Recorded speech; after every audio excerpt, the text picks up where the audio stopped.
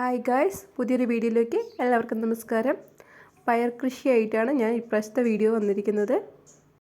കഴിഞ്ഞ വർഷം ഞാൻ ഈ വീഡിയോ ചെയ്തിട്ടുണ്ടായിരുന്നു പയർ കൃഷിൻ്റെ. ആ വീഡിയോ കണ്ടിട്ടില്ലെങ്കിൽ ഡിസ്ക്രിപ്ഷനിലിടാം.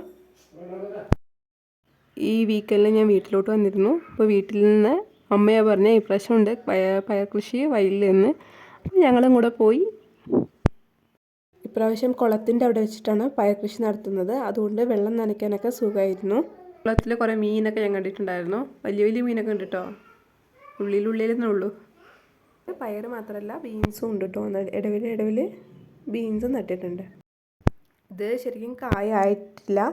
ഇനി പൂവിട്ട് പിന്നെ പന്തലിലൊക്കെ ഫുൾ കയറി നല്ല വലിയ കായ ഉണ്ടാവുള്ളൂ. ഇപ്പോൾ കുറച്ച് ചെറിയ കായൊക്കെ വരാൻ തുടങ്ങി. എന്തൊക്കെ പറഞ്ഞാലും നമ്മൾ സ്വന്തം ഉണ്ടാക്കിയ ഒരു വളം പോലും യൂസ് ചെയ്യാതെ, നമ്മൾ സാധാരണ കടയിൽ നിന്നൊക്കെ കിട്ടുന്ന ഫുൾ പച്ചക്കറിയിൽ മായമല്ലേ.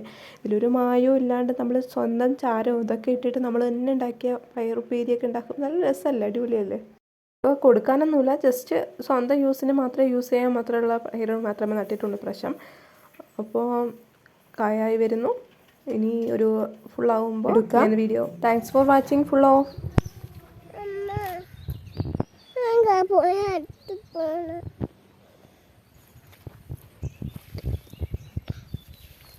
അമ്മ ഈ വെള്ളം എടുത്തിട്ടുണ്ടായിരുന്നു.